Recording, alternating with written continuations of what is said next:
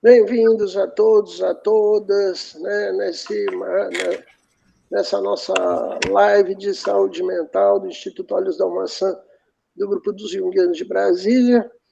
E hoje nós convidamos, né, esse encontro já era para ter acontecido anteriormente, né, mais um, né, dos grandes mestres aí da psicologia analítica brasileira, né, professor, um homem que admiro demais, acompanho muito o trabalho dele, né, no Efesto, né, os trabalhos, convidados, as entrevistas que ele faz com a professora Cassi de Alcântara também, né, é um trabalho que eu admiro demais, professor Silvio, né?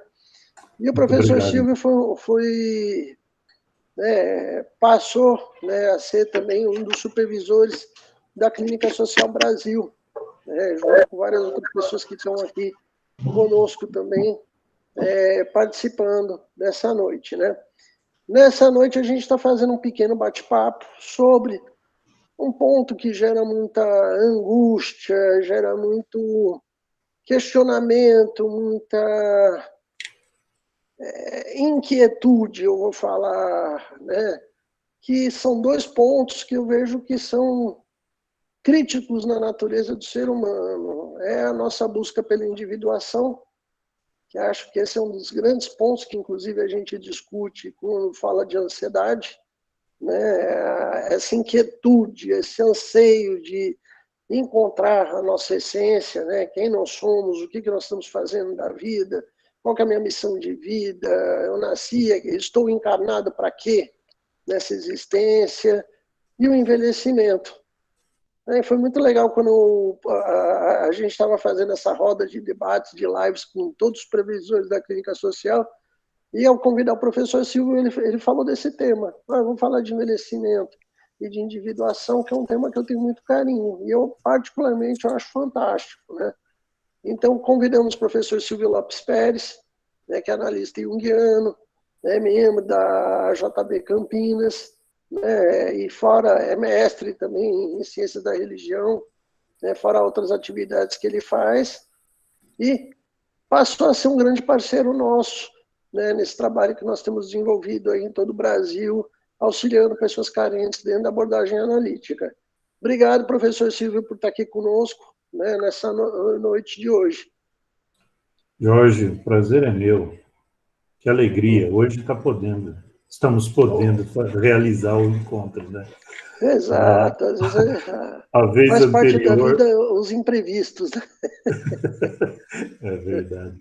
O encontro anterior não foi possível porque eu não tinha, e continuo não tendo, o Instagram instalado no celular.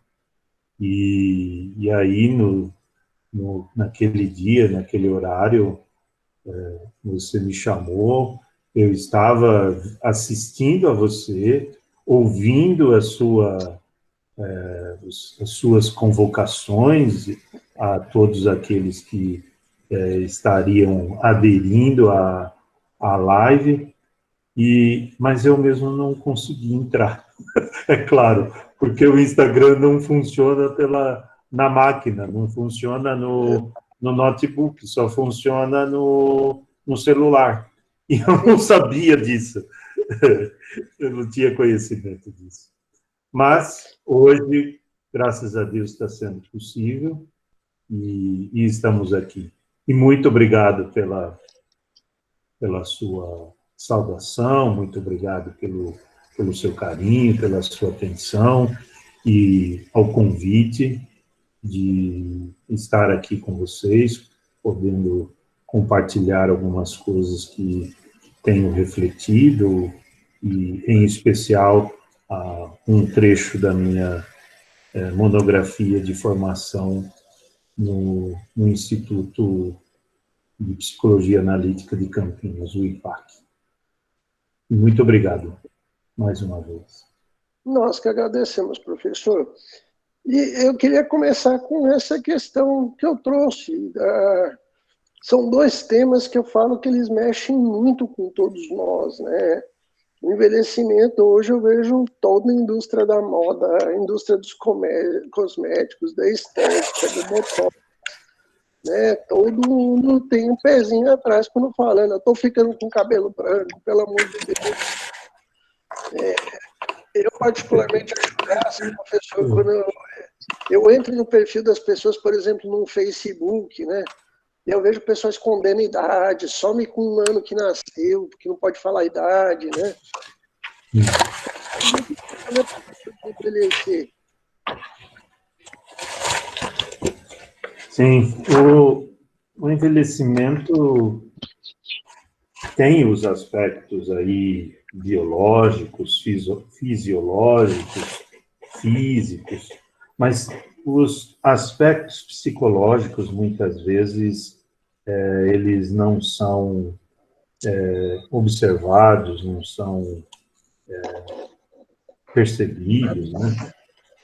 O Jung, por exemplo, ele diz assim: se atribuímos uma finalidade, um sentido à ascensão da vida, desde o nascimento, infância, adolescência, juventude, por que não atribuímos também ao seu declínio, né? A velhice e a morte? Ou seja, o envelhecimento, os aspectos psicológicos do envelhecimento suscitam medo, suscitam afastamento, suscitam desejos de não, fantasias, né? De não querer ter nenhum tipo de contato ou de reflexão, mas, entretanto, ele é um processo que todos nós estamos rumando, né? Estamos chegando a ele e só tem um jeito de não envelhecer, né? É morrer antes. Uhum. É morrer antes. É interessante, professor, que o trechinho que você citou me lembrou Vida Simbólica, né?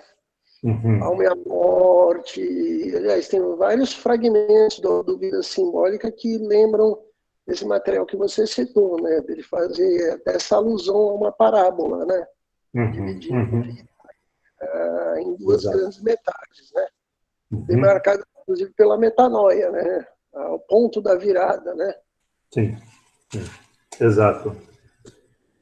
Por isso que o Jung tem essa questão, né? Ou seja, a gente se dedica tanto a pensar, a refletir, e talvez seja por causa do nosso contexto cultural ocidental, né? Principalmente ocidental, com a primeira parte, né, ou a primeira fase da vida, e a gente se esquece de quando a gente começa a declinar, né? Ou seja, quando a gente entra na segunda metade da vida, ou seja, na segunda fase, na fase onde a gente vai envelhecendo, né? De fato. E qual é a melhor maneira de envelhecer? É manter a capacidade de imaginar, fantasiar, criar, capacidade de se emocionar, de criar humanidade, de se envolver com algo que venha do nosso interior. Por isso, Jung diz que o envelhecimento é a, a fase, uma das fases da vida, onde o processo de individuação vai se acentuando e é o momento em que a gente se volta para dentro. E a gente pode ir aprendendo isso, né? À medida em que o nosso processo natural de vida e o nosso processo de individuação vai avançando. Ou seja, quanto mais contato com o nosso interior, melhor o envelhecimento. E isso não elimina, é lógico, as condições físicas. né? As condições de saúde, as condições e as nossas fantasias com relação ao que tudo isso vai, ou essa fase da vida vai suscitando em nós com o passar do tempo, né? Imaginar vai suscitando um sentimento com relação às nossas emoções, às nossas memórias, aos nossos sentimentos propriamente dito, ou seja, aquilo que é valioso, né? Aquilo que a gente avalia como sendo importante. E é o envolvimento com as nossas imagens interiores. Né? Então, eu gostaria, por exemplo, de lembrar aqui uma letra do velho e admirável Adoniran Barbosa, né? Os mais antigos aí devem se lembrar, né? Em que ele diz assim, a música é Já Fui Uma Brasa. E quando eu encontrei essa música, eu encontrei logo em seguida uma fala do Jung, que parece que Adoniran conversou com Jung, ou Jung conversou com Adoniran. Então, Adoniran, por exemplo, ele diz assim, eu também, um dia, fui uma brasa e acendi muita lenha no fogão. E hoje, o que é que eu sou? Quem sabe de mim é meu violão. Mas lembro que o rádio que hoje toca Iê, Iê, Iê o dia inteiro, tocava Saudosa Maloca. Eu gosto dos meninos deste tal de Iê, Iê, Iê, porque com eles canta a voz do povo. E eu, que já fui uma brasa, se assoprarem, posso acender de novo. Negrão, eu ia passando, o Broto olhou para mim e disse, é uma cinza, Mora? Sim, mas se assoprarem debaixo desta cinza, tem muita lenha para queimar. Ou seja, ele se vale da sua imaginação, ele se vale das suas emoções, dos seus sentimentos, das suas memórias. Não é? Ele não fica olhando e agarrado às experiências do ego, né? Mas ele se volta para o interno. Né? Quem sabe de mim é meu violão. Ou seja, ele se agarra agora, quando a vida já está coberta de cinzas, ou quando o carvão que já queimou está coberto de cinzas, ele se volta para a música, ele se volta para os sentimentos, para a arte. Né? E aí eu encontrei o Jung dizendo uma coisa que eu fiquei... Gente, esses dois se conversaram e sem saber. O Jung diz assim, quanto mais nos aproximamos do meio da existência e mais conseguimos firmar-nos em nossa atitude pessoal e em nossa posição social, mais nos cresce a impressão de havermos descoberto o verdadeiro curso da vida e os verdadeiros princípios e ideais do comportamento. Por isto, consideramo-los eternamente válidos e transformamos em virtude o propósito de permanecermos imutavelmente presos a eles, esquecendo-nos de que só se alcança o objetivo social com sacrifício da totalidade da personalidade. São muitos, muitíssimos, os aspectos da vida que poderiam ser igualmente vividos, mas jazem no depósito de velharias, em meio a lembranças recobertas de pó. Muitas vezes, no entanto, olha isso, são brasas que continuam acesas por baixo de cinzas amarelecidas. Acho que o Jung, quando ele escreveu isso, lá no Natureza da Psique, ele devia estar ouvindo a Dona Irã Barbosa cantando num radinho de pilha lá em Bolling. Olha, bem capaz, viu? Você sabe, professor Ciro, que eu conheci em vida o Adoniran. Eu era criança, né? Sou paulistano, o meu padrinho era seresteiro, e várias vezes a gente ia para as noites lá do Bexiga, né? O bom e velho Sim, Bexiga. nossa. Rodinha de samba, aqueles pagode doido que esse povo fazia aí. E uma das questões que me chamava muita atenção, eu era menino, né? Estou com 52 anos, Poxa, você está coisa novo demais. né? 5 anos de idade, era a alegria da Adoniran. Ele já tinha pelos grisalhos, mas não tinha atitude de quase que de moleque, irreverente, brincalhão, sorridente, né?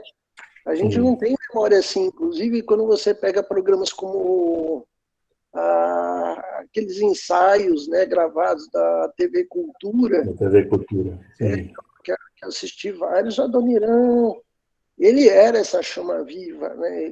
Você chegava perto dele, era alegre, né? Sim, é verdade. Irreverente, vivo, né?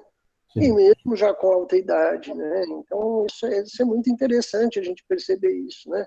E sim. até o contraponto, professor, que a gente vê hoje em dia, né? Se nós temos hoje pessoas já de mais idade que ainda são brasas vivas, né? A gente também tem uma sociedade hoje com jovens que não tem brasa nenhuma, né? Que essa brasa já apagou faz tempo, né? Pois é, esse era um grande problema, né? Que o próprio Jung já tinha Sim, observado, né? Já no seu tempo. os nossos jovens velhos aí que você chama para ir Uhum, numa festa e fala, estou cansado. Você fala, uhum, vamos estudar para pós-graduação. Não, ai, vamos mexer com isso não. Né? Aquela coisa é, do os que já nasceram cansados, né? uhum, uhum, exatamente. É. O Jung, no nosso querido Memórias, Sonhos e Reflexões, ele diz assim: à medida em que envelhecia, menos me compreendia e me reconhecia, e menos sabia sobre mim mesmo. Sinto-me espantado, decepcionado e satisfeito comigo. Sinto-me triste, acabrunhado, entusiasta. Sou tudo isso e não posso chegar a uma soma, a um resultado final. É para mim impossível constatar um valor ou um não valor definitivos. Não posso julgar a vida ou a mim mesmo. Não estou certo de nada. Ou seja, o envelhecimento é um momento em que parece que o ser humano ele está aberto a viver tudo que ele ainda não viveu e que gostaria de viver. Claro que com algumas limitações, devido às limitações do físico, mas a alma continua. É como você se referiu e o Adoniran cantou e o Jung também cantou junto, vamos dizer assim. Existe uma brasa que ainda continua viva debaixo das cinzas. E a gente pode assoprar essa brasa. Não para a gente se voltar a ser criança, até numa atitude assim, de, de desprezo pela experiência já vivida. Porque há pessoas que vivem a velhice com um desprezo total, como se não tivesse experiência nenhuma. Né? Entretanto, Jung, aqui no Memórias, ele diz: eu preciso aproveitar esse meu momento de envelhecimento para eu saber o que eu ainda não sei a meu respeito, para eu experimentar o que eu ainda não experimentei, para eu viver a vida que ainda não vivi. Então, essa perspectiva inclui a questão da espiritualidade e entra no campo da ansiedade, como você iniciou a nossa conversa hoje aqui. Porque, de uma certa forma, professor, tem um certo anseio aqui, né? Até desdobrando o conceito de ansiedade, também um anseio, né? De uma busca de falar, olha, eu preciso viver isso, né? Uhum. Ou não Uhum. estou contente com o que eu estou vivendo. Uhum. Sim. E outra, a velhice ou o envelhecimento é natural surgirem fantasias de ansiedade. Natural. É natural considerar o envelhecimento como um momento de muitas limitações, seja por causa da idade, seja também por causa de facilidade para o adoecimento, porque o corpo está mais cansado, tem as suas atividades mais limitadas, e é natural que algumas fantasias acerca do futuro apareçam, né? É natural. Mas se a gente aprender a viver só o presente, só o momento, só o agora, isso favorece muito, porque a gente vai dedicar a energia da vida a não apenas a uma atividade, mas a uma realização pessoal. Há uma fantasia muito forte na ansiedade, que é de achar que o mais importante é, é ter um,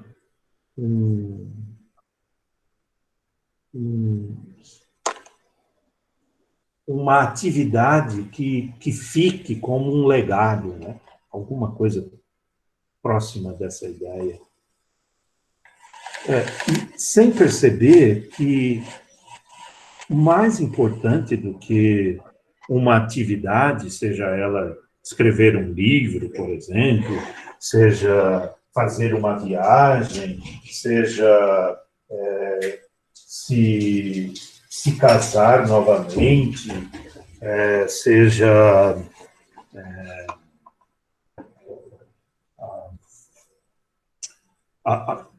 em fazer um novo curso universitário, mais do que a atividade, é muito importante a gente se voltar para o sentimento da realização pessoal.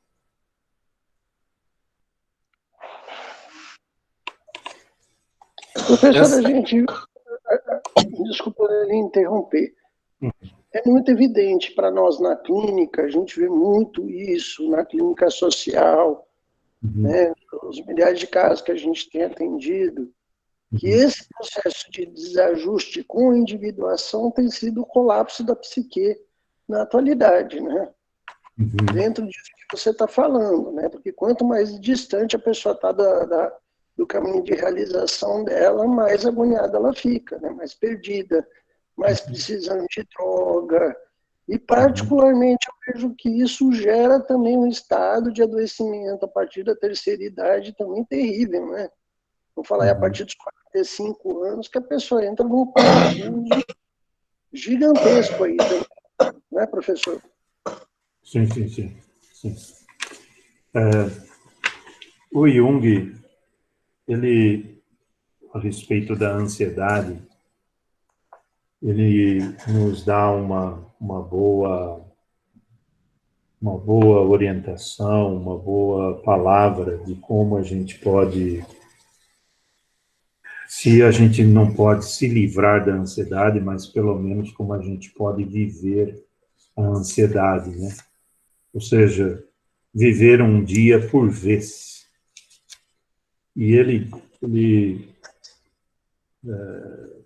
essas palavras aqui foram transcritas pelo Eduard Edinger, em que no texto Interpretação de Visões, ainda não está traduzido, né, para o português, mas o Edinger nos traz a seguinte ideia do Jung, acerca de se viver o agora, ou de se viver um dia por vez.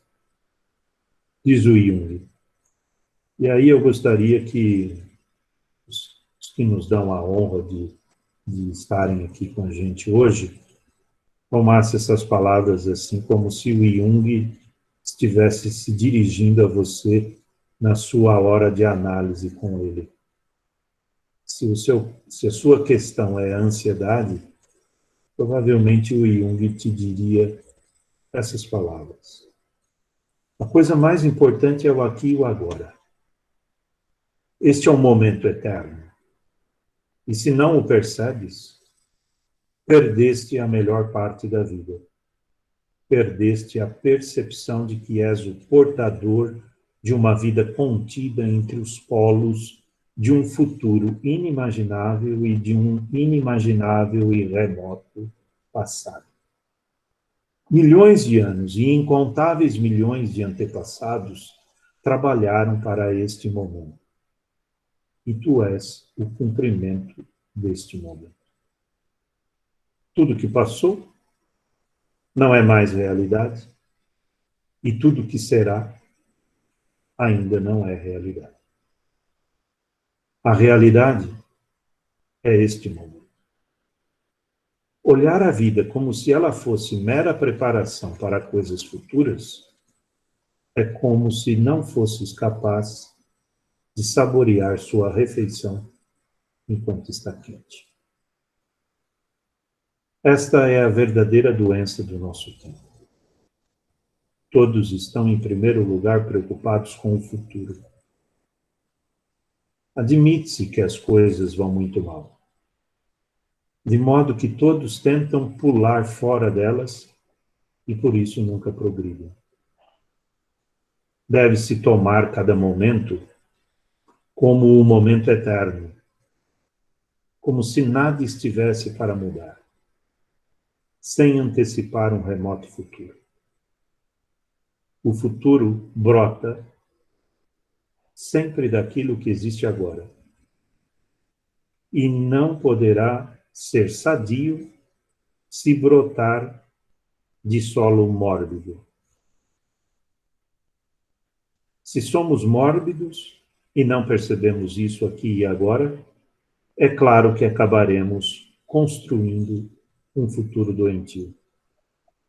Todos nós estamos vendo nas condições históricas atuais. As coisas estão tão más no presente porque viveram na antecipação de algo que viria, sempre na expectativa da era dourada, de modo que as coisas caminharam de mal para pior. Por conseguinte, na psicologia, na vida do indivíduo, é de capital importância que nunca pensemos a vida desmerecendo o agora, com a esperança de algo que sobrevenha no futuro. E esteja certo de que a vida nunca chegará se pensas desse modo. Deves viver a vida num espírito tal que concretizes em cada momento a melhor das possibilidades. E,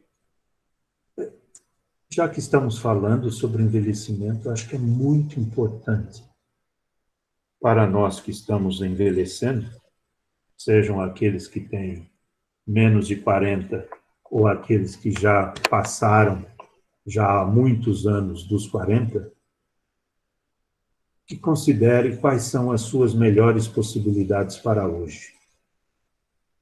E viva isso. Se envolva com isso. Estejam presentes nisso, por inteiro, sem se sentir fora das suas possibilidades. As suas possibilidades, elas existem e elas podem ser realizadas da melhor maneira que você puder. E cada um de nós tem muito disso e precisa disso. E às vezes é lá na nossa família, é na reunião com os nossos filhos, com aqueles que têm filhos, com aqueles que têm netos, ou aqueles que têm os seus companheiros ou companheiras. E às vezes vem um desejo, vem um sentimento, vem uma fantasia de que gostariam de realizar uma determinada atividade, mas não pensem na atividade em si, propriamente dita, mas se entreguem ao sentimento da realização pessoal. E façam isso da melhor maneira que você puder. Com isso, o nível de ansiedade diminui. Não há um envolvimento tão intenso com com o que vai ser feito, né? Com a atividade em si. Mas vai ter um envolvimento com o sentimento da realização. Isto é fundamental na vida e no processo de individuação. Acho que é muito importante a gente considerar isso. Nós não estamos no mundo para realizar uma atividade. A gente está no mundo para ser quem a gente é. É para sermos. Não é para nos agitarmos numa atividade. E eu acho que o sentimento de inutilidade que alguns idosos têm, que muitas vezes vem pela própria cultura, pela própria sociedade, que não valoriza a experiência de vida, mas às vezes é do próprio idoso, que não se envolve num processo de realização pessoal, porque acha que é mais importante uma atividade do que a realização pessoal. E é o contrário.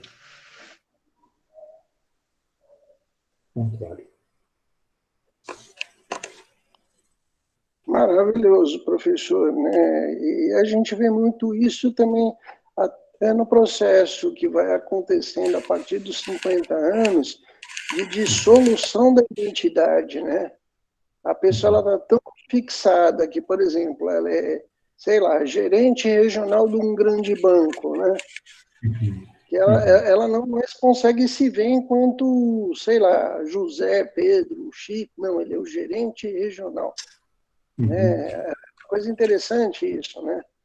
A pessoa veste tanta camisa da corporação que ela está, que quando tira a camisa, ela não tem mais couro, né? A pele sai junto. Né? Sim. Ou seja, a persona é algo que a gente precisa tomar muito cuidado, né? Porque senão a gente acha que é só o papel que a gente desempenha. E a velhice, ou o envelhecimento, que é o processo de vivenciar, por exemplo, de experimentar Bom, a partir de hoje, não sei se a gente pode dizer de aposentadoria, né? Mas há algum tempo, por causa das medidas tão horrorosas que esse governo e o anterior promoveu no país. Mas a aposentadoria é algo para o qual a gente precisa se preparar. A gente não pode se aposentar de um dia para o outro. E, infelizmente, acontece muito disso. O indivíduo só vai perceber que se aposentou no dia em que ele não vai mais trabalhar. E isso acontece com muita frequência. Até mesmo entre nós, psicólogos. E a gente precisa se preparar para esse momento. E se preparar não significa ter apenas o pé de meia. Vai um pouco além disso. Vai nisso que eu estou pontuando aqui, nessa direção. A realização é mais importante do que a atividade. E eu, particularmente, professora, já vi muita gente enlouquecendo, entrando em depressões profundas, horrorosas, exatamente por causa disso, né? Sim. A pessoa não se preparou para a aposentadoria, quando aposenta, ela fica mais perdida que qualquer coisa, né? A priori tem aquela ideia meio negacionista, não, porque agora eu vou viajar, vou rodar o mundo, não sei o quê, né? Cheio de fantasias, mas na hora do vamos ver, o sonho não fecha a conta com a realidade possível, né? Sim, exato. E é uma condição muito triste essa, né? Muito, muito triste. Mas é possível resgatar no processo de individuação quem é o indivíduo.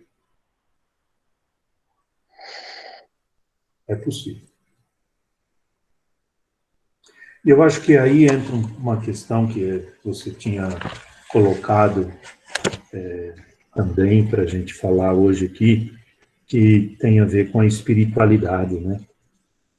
E quando a gente fala de espiritualidade, não estou me referindo aqui de modo algum a considerações a respeito do além, de um outro mundo que esteja além desse. Mas existe um sentido psicológico na espiritualidade,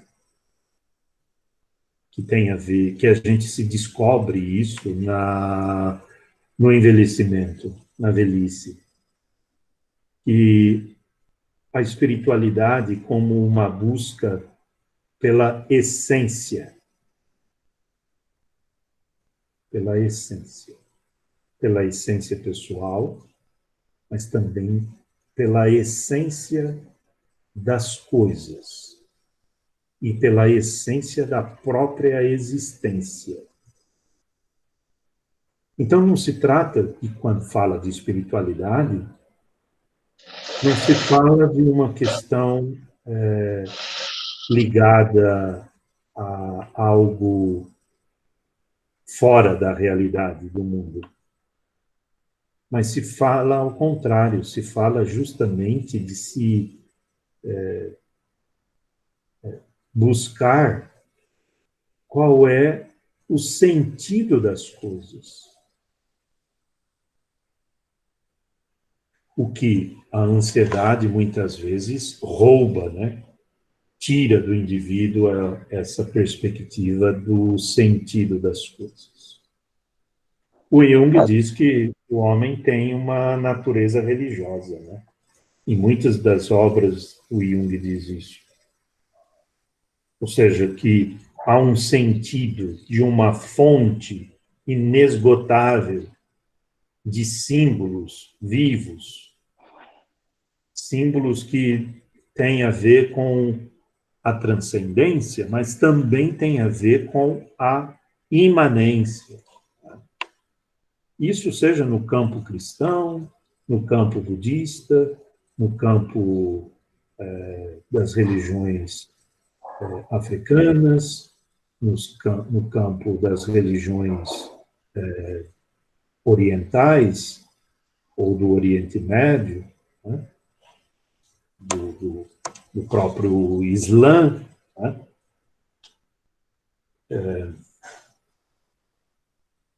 Por exemplo, o Anthony Stevens, no texto Arquétipos, uma história natural do self, que ainda não foi traduzido, ele diz assim, se a cultura deixa de fornecer esses símbolos vivos de uma forma institucional, o si mesmo se vê forçado a fornecê-los da melhor maneira possível. E o si mesmo se encontra onde? No interior, na alma, no coração. Por isso é a fase da vida de se voltar para dentro. Como o Jung falou e que você se recordou, Jorge, quando o sol passa para a fase do se pôr, né? Do poente. A partir do meio-dia, o sol já está se pondo. A gente só sente o pôr do sol quando ele está quase junto do horizonte, da linha do horizonte. Mas ele começou a se pôr ao meio-dia. O declínio do sol chegou junto com o seu ápice, né? Com o seu clímax.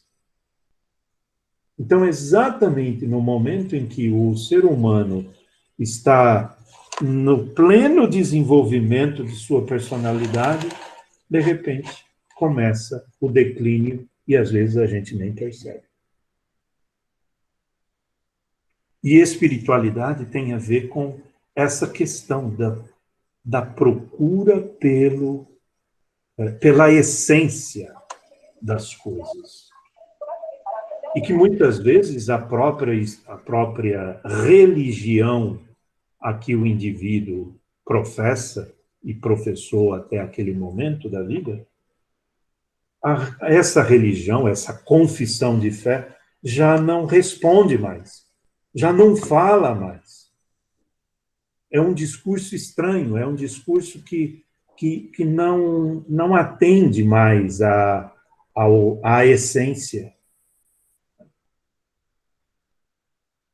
Eu gostaria de dizer um pouco mais, se for o caso, um pouco mais para frente. Sim, magnífico, né, professor? Eu brinco muito que tem uma questão de alma, né, de força vital, de energia, é um encontro com a essência, é o que, inclusive, a gente percebe claramente na arte, na ciência, né, o carisma de algumas pessoas que, de repente, você vê que ele te toca, ele emociona, mas é porque ele está emocionado, né? E eu vejo tanto, né? Eu gosto muito de Michel Maffezoli, tem uma obra dele, O Tempo das Tribos, que ele fala que a gente, na nossa civilização, ele entrou exatamente nessa crise da individuação, que a gente se integra em todos os movimentos de grupo, eu sou ismo de cá, ismo de lá, porque eu pertenço à Associação dos Cegos do Brasil, e aí eu faço não sei o quê, né, ao grupo dos guitarristas cabeludos, né, e nada contra. Estou lá no Facebook, nos grupos das psicodelias, psicodelia nordestina, psicodelia brasileira, adoro, né? Dou altas risadas, descubro altos sons magníficos dos anos 60, 70 e 80, né? Mas, né, às vezes é fora, não é aqui, né? Não é dentro, né? Não ecoa para o espírito, né? Não ecoa para a alma, não nutre, né? É vazio. É vazio. E aí onde eu falo que, inclusive, a arte vazia é chata pra caramba, né? Sim, sim. É muito triste, né? Apesar de levar o nome... Bom, ela leva o nome ela se intitula arte, mas é um tipo de arte, né? Se a gente considerar os aspectos psicológicos que vêm a ser a arte, é uma expressão de arte, mas está apontando para o quê? Às vezes para esse vazio que você disse. Para uma vida que não tem sentido. Para uma coisa que afasta, inclusive, o indivíduo da sua essência, de sua alma. Né? eu estou me lembrando aqui que o Jung, ainda jovem, não era velho, não, ainda jovem, ele conta que quando ele retornava para o quarto para dormir, depois de ter trabalhado no hospital, atendendo os seus pacientes, que ele morou muitos anos no hospital, ele disse que ele tinha visto tantos horrores que ele procurava se cercar com a beleza. E ele diz assim, a beleza para mim estava nas minhas fotografias, na minha coleção de fotografias. Ou seja, ele se voltava para a arte. Sabe esses famosos e velhos álbuns de fotografias que a gente tem em casa? Ou desses grandes fotógrafos que publicam suas fotografias? De se deter nestas imagens. Ainda que seja preto e branco. E às vezes o preto e branco, a imagem fica muito mais viva, muito mais dinâmica, inclusive. Né? Porque você percebe as nuances, você percebe os contornos, os continentes, né? Da emoção que o fotógrafo desejou compartilhar. Né? E o Jung fazia isso, se cercando de arte que desse a ele um alento e que conectasse a ele com o alento que existia dentro dele. Não é um alento fora, é um alento pessoal. Então, eu acho que cada um de nós aqui, nós temos aí vários álbuns de fotografia dentro do armário, em cima de uma estante, que às vezes está lá juntando só poeira. Mas se a gente pegar, olhar, mesmo aqueles álbuns de casamento, álbuns de formatura, ou os álbuns daquelas fotos que a gente mandava nos fotógrafos para revelar os filmes, né? Hoje em dia a gente já não faz mais isso. Mas aqueles albinhos que a gente acha a coisa mais ridícula, a coisa mais sem sentido. Visite essas imagens. Visite esses lugares de sua alma. Né? Às vezes as suas férias estão aí dentro da sua casa, dentro da gaveta. Né?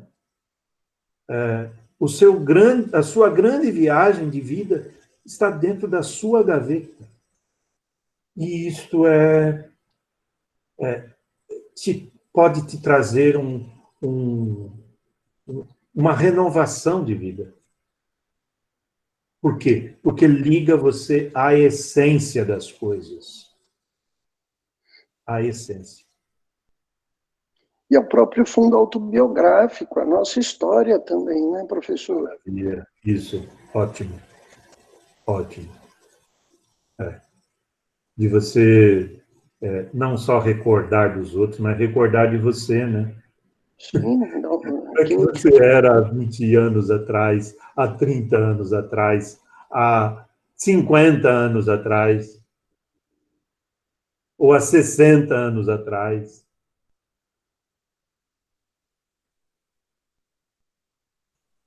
Eu já ouvi algumas pessoas dizendo assim, eu tenho uma tristeza muito grande, porque eu quase não tenho fotografias da minha infância. E quando a pessoa encontra uma fotografia guardada lá, já amarelecida, num fundo de gaveta qualquer, a pessoa fica feliz da vida, porque encontrou com um pedacinho dela. Sim. Eu tive uma paciente, professor Silvio, já é uma senhora já de 76 anos de idade. Ela foi na casa da irmã dela e achou uma gaveta, né, a casa da irmã dela, que tinha aquele... Acho que os mais novos não devem conhecer isso.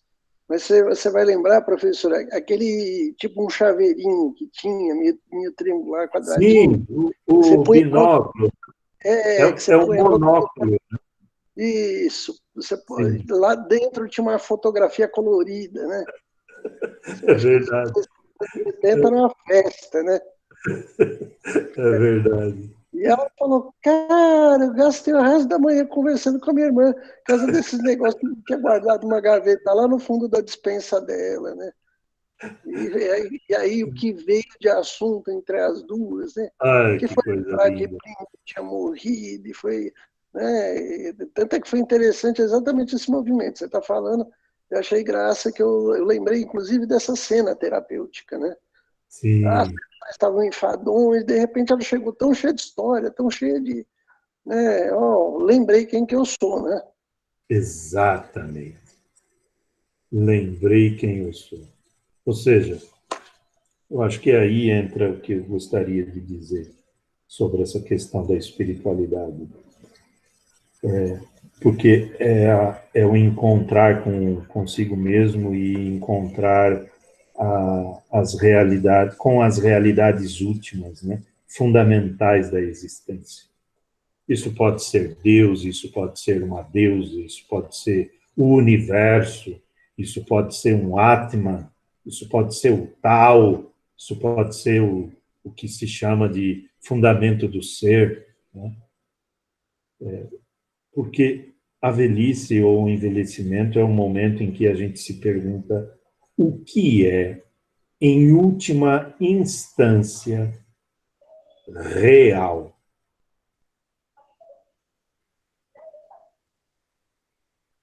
E como é que eu posso me envolver e me conectar com isso? Na minha dissertação, eu trago um texto do Paul Tillich, que é um teólogo luterano, em que ele chama essa realidade última de preocupação final, que vem a ser o sagrado, o luminoso, o santo. Trata-se da percepção de que essa realidade última é sentida como sendo algo tão esmagadora e valiosa que tudo mais parece insignificante. E por essa razão exige uma rendição total. Diz o Tillich, o homem, como todo ser vivo, preocupa-se com muitas coisas, sobretudo com aquelas que condicionam sua própria existência. Se uma situação ou preocupação reivindica o caráter final, exige a rendição total daquele que aceita essa reivindicação. Exige que todas as outras preocupações sejam sacrificadas. A fé como preocupação última é um ato da personalidade total. É o ato mais centrado da mente humana. A fé participa da dinâmica da vida pessoal. Mesmo que o ato de fé inclua a negação de Deus. Onde há preocupação última, Deus pode ser negado somente em nome de Deus. E nós temos entre nós, junguianos, um sacerdote católico, professor de estudos religiosos e analista junguiano, John Durley, já falecido, em que ele faz um, um encontro de Jung e Tillich. O Durley escreveu um texto que está em português, A Psique como Sacramento. E ele diz assim: na visão deles, Jung e Tillich, o homem não é confrontado com a questão de ser religioso ou não. A única opção real é encarar de maneira livre e responsável as forças que geram a religião na sua vida e chegar a um acordo com elas.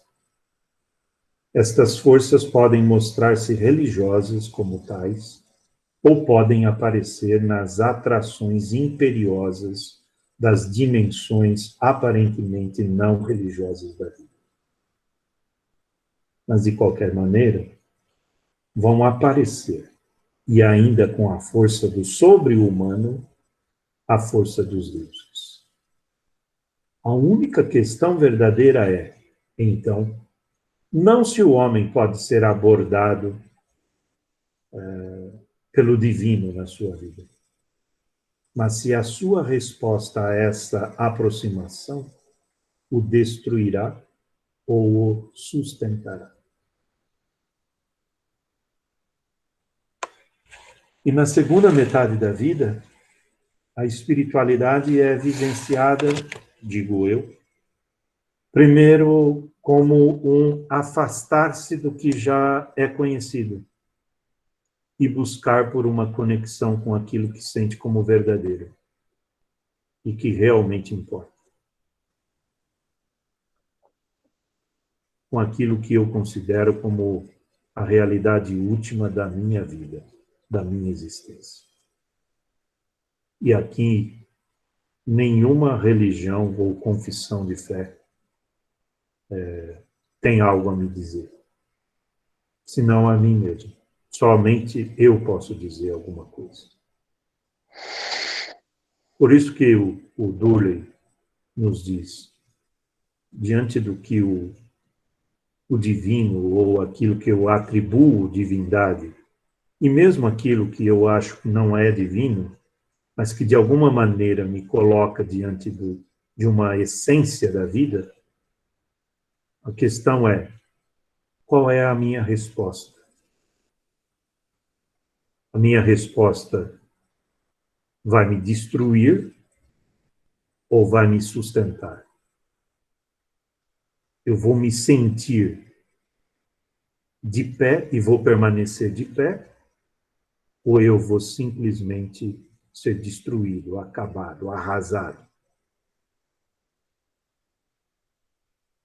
Então, é importante salientar que a conexão genuína comigo mesmo, em profundidade, não precisa ser realizada numa estrutura religiosa tradicional, naquela em que eu fui educado, naquela em que eu aprendi, ou aquela que em algum momento eu cheguei até a defender. Na verdade, pode haver um sentimento de alívio da religião institucional. O envelhecimento serve até para isso. Essa religião organizada que foi confessada ou está sendo confessada e praticada, a gente não pode mais. Chega num determinado momento da vida que a gente sente que não dá mais para se manter na religião dos velhos tempos. Muitas vezes pode haver um sentido na segunda metade da vida de encontrar aspectos do si mesmo que não foram totalmente visíveis durante a primeira metade da vida. Não foram experimentados. E chegamos a experimentar essas partes desconhecidas e nesse processo vamos obtendo um crescente senso de unidade e, ao mesmo tempo, de inteireza. Há também, para muitos, um senso de conexão com o universo, com o todo, com alguém, ainda que seja desconhecido. Alguns experimentam isso no sentido de participação, que alguns homens do espírito chegam a chamar de oceano do ser. Outros podem enquadrar isso em termos de uma conexão com o autor e a origem de tudo que existe. Nas palavras do apóstolo Paulo, se a gente levar em conta a nossa tradição cultural ocidental, ele se refere àquele em quem vivemos e nos movemos e temos o nosso ser. E isso pode ser um outro,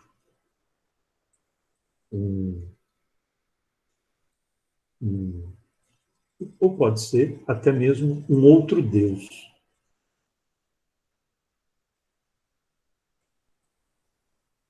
Ele, como Paulo, vivenciou isso. Ao se converter, ele abriu mão do farisaísmo, que era a religião mais ortodoxa do judaísmo, e ele não teve dúvida em fazer essa alteração, essa mudança. E isso coincidiu também com o momento da vida dele. Ele já não era mais tão jovem.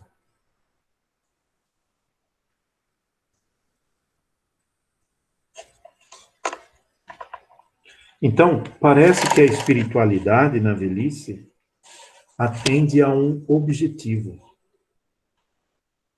que é dar uma noção de que a vida tem um propósito mais amplo que as opiniões do ego acerca de si mesmo, cabendo ao ego incorporá-la à medida que envelhece.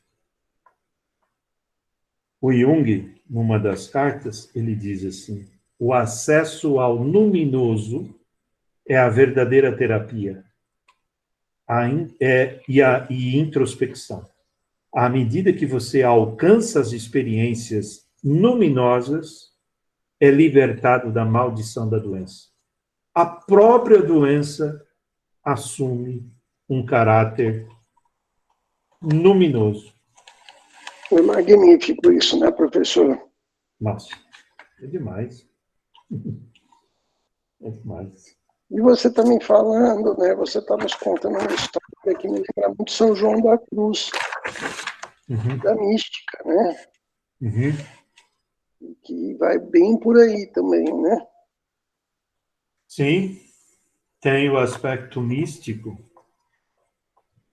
E não sei se essa experiência mística pode ser desenvolvida por todos nós. Sim. Isso eu não sei. Talvez não. Mas a busca desse luminoso, sim. A busca pelo luminoso, sim. A mística é uma experiência de poucas pessoas. Nem mesmo das pessoas que têm as suas histórias registradas na Bíblia, por exemplo. Tiveram as suas experiências místicas. Nem todos. Há pessoas que têm a sua história registrada ali e que não teve experiência mística nenhuma, mas que tiveram e levaram a sério e foram cuidadosos, como diz o Jung, com a sua espiritualidade. Entretanto, há outros que foram realmente místicos, passaram por uma experiência profundamente mística. Mas tem algo que é comum a todas essas pessoas. Elas não desistiram dos outros. Elas não ficaram só com elas. Elas se envolveram com os outros, com o próximo.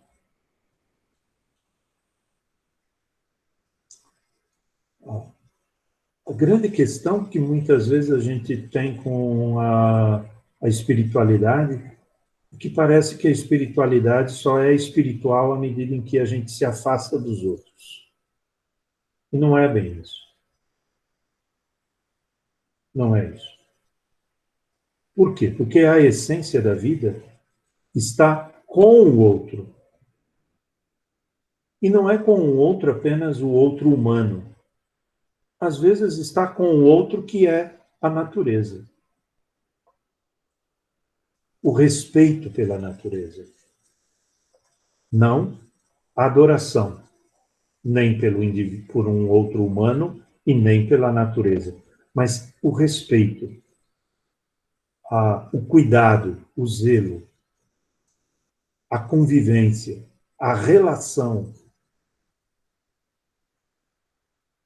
E isto tem uma questão ligada a, a esse cuidado, a essa atenção, né? Que é o religare que o Jung tanto nos diz. Né?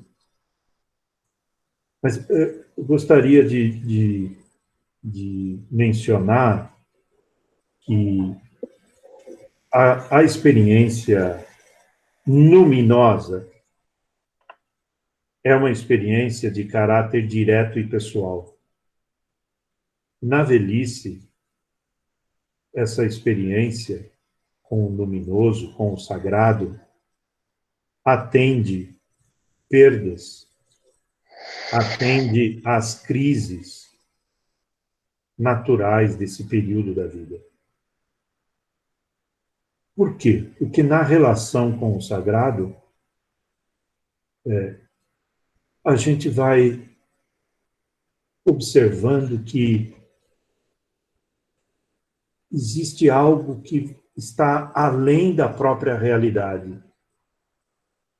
Apesar da espiritualidade não que a psicologia analítica verifica, não está relacionada ao além, mas chega num momento em que o além realmente se faz sentido, se faz presente, é percebido, ainda que a gente não tenha muito o que dizer dele. Tem um texto do Lionel Colbert, no qual ele reflete a respeito de uma abordagem junguiana da espiritualidade no tempo tardio da vida, né? Ou seja, na velhice. E nesse texto ele diz assim: não pertencemos a uma tradição religiosa se seus estoques sagrados não ressoam conosco, ou se a tradição não aborda adequadamente nosso sofrimento. Não tem nada convincente sobre o problema do mal. Para muitos idosos, a tradicional imagem de Deus cristã, encontrada na liturgia, como o divino, como um pai ou um pastor benevolente do céu, tornou-se uma metáfora sem sentido, sem poder emocional. A teologia sofisticada e altamente desenvolvida não penetrou no púlpito e não atinge o frequentador médio da igreja.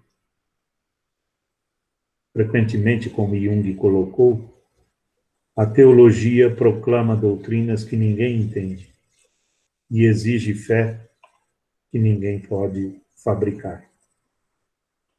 Para muitas pessoas, a política de uma instituição específica, como sua atitude em relação às mulheres ou à homossexualidade, tornou-se cada vez mais repugnante.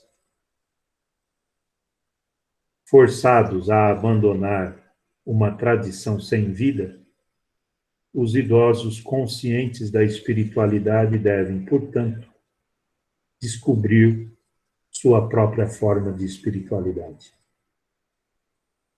seu senso de significado e propósito, seus próprios valores, sua forma de conexão com a dimensão transpessoal da realidade e sua própria atitude diante do morrer. É interessante, professor Silvio, porque isso não cabe só para a pessoa idosa, acho que cabe para todos nós, não? Ah, sem dúvida. Mas como a gente está falando da espiritualidade, ou o lugar da espiritualidade na velhice,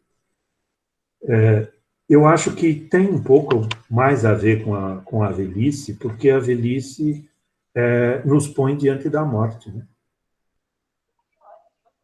Nos põe diante da questão se há ou se não há um além.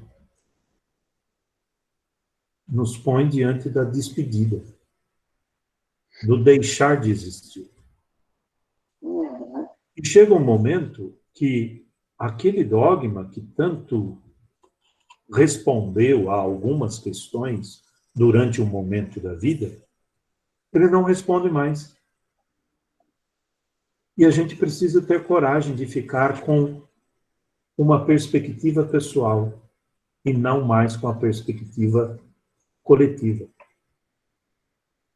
E isto é muito difícil. Mas no processo de individuação, em algum momento isso vai acontecer. Muito bom. Professor, a gente está nos minutos finais.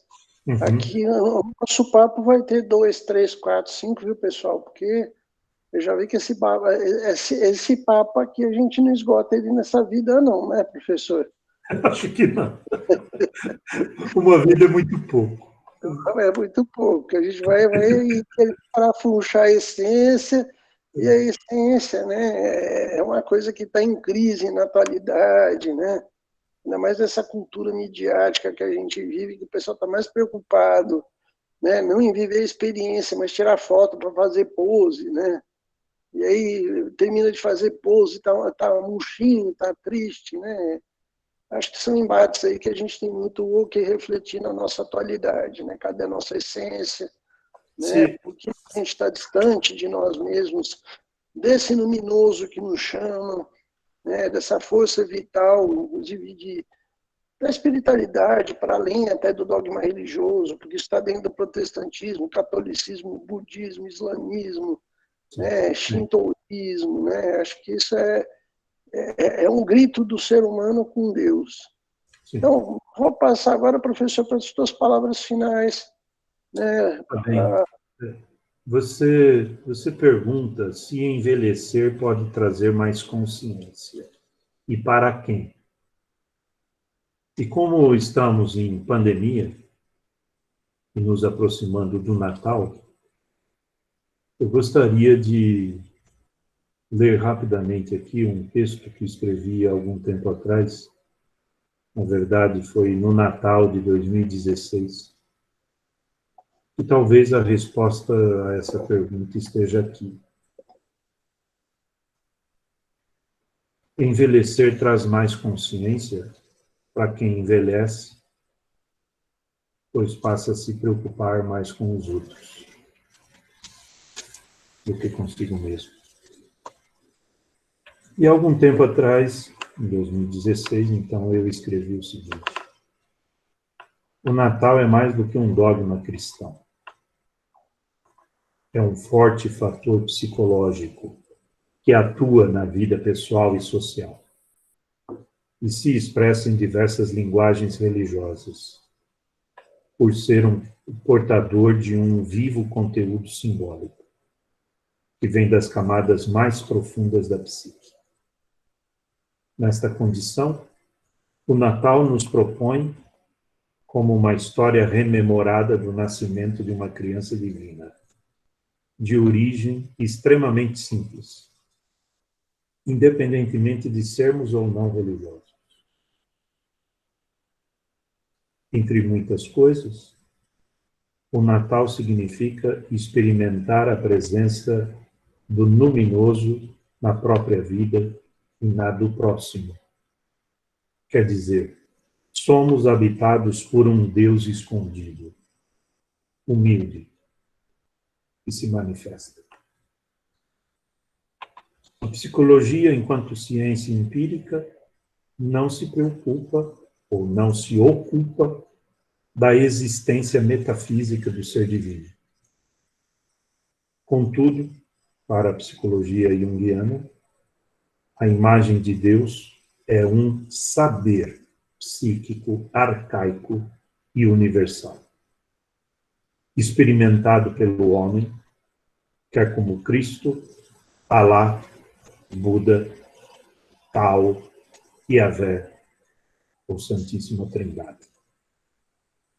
Segundo o psicanalista e escritor francês Philippe Rollien, a imagem psíquica do divino no nosso inconsciente mantém incognoscível o ser divino. A teologia cristã precisa lembrar que a queda deformou a imagem de Deus, mas não a perdemos. Ininterrupta e internamente, somos convocados a vivenciar a imagem de Deus em nós e no outro. A narrativa do Natal, não sob uma forma física, mas pelo que sentimos pelos outros, na relação dialética, onde se busca sentido nas nossas diferenças e desarmonias, inclusive religiosas, nos toca pela realidade do outro e pelas condições que vivemos. Segundo Jung, nossas experiências com os seres humanos dependem, em grau considerável, daquilo que fazemos com eles. Natal é pesar aquilo que fazemos com os outros, atender ao seu sofrer, não como vítimas, nem como culpados, porém, tal como nós, portadores da imagem de Deus. Vivenciar o Natal é envolver-nos nas situações mais adversas que o nosso próximo vive, tal como o Cristo fez-se presente entre nós. Sem se impor a ele, como o imperador Augusto que governava por decretos. Sem pretender dominá-lo através de um sistema hierarquizado de classes, pois há muitos que não têm lugar melhor para viver senão numa manjedoura. Cuidando para não perder a paciência e o amor para com eles, pois podemos ser como Herodes, que ficou muito furioso e procurou pelo menino para matá-lo. Mas, abrindo-nos à amizade, como os magos do Oriente, que lhe entregaram presentes. Compartilhando palavras de ânimo e encorajamento, como os pastores que falaram para José, Maria e o menino. Não tenham medo. Buscando a segurança e o bem-estar deles, ainda que em condições limitadas como o pai, a mãe e o menino, tiveram de se mudar de Belém para Nazaré. Um bom Natal é aquele que sustenta e evita toda forma de destruição de vida. Seja a minha ou a sua e a nossa. Isso que é Natal. Muito, muito obrigado.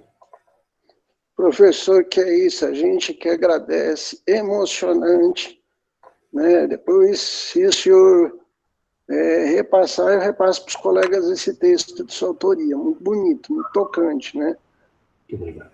Nós que queremos agradecer, né, em nome do Instituto Olhos da Arrumação, grupo dos supervisores da Clínica Social, grupo dos Jungianos de Brasília, né, por esse momento tão rico, tão gostoso, tão forte, né, e acho que vai colocar todo mundo que está assistindo aqui para refletir sobre a própria vida. É isso que a gente quer.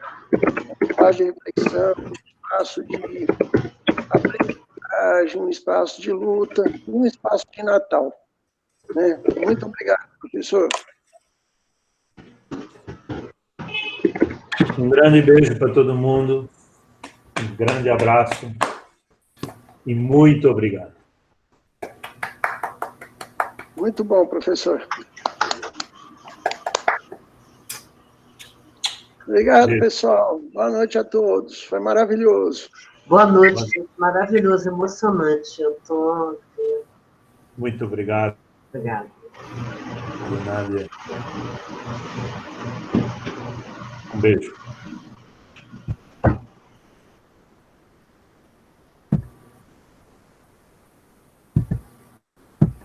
Tchau, minha gente.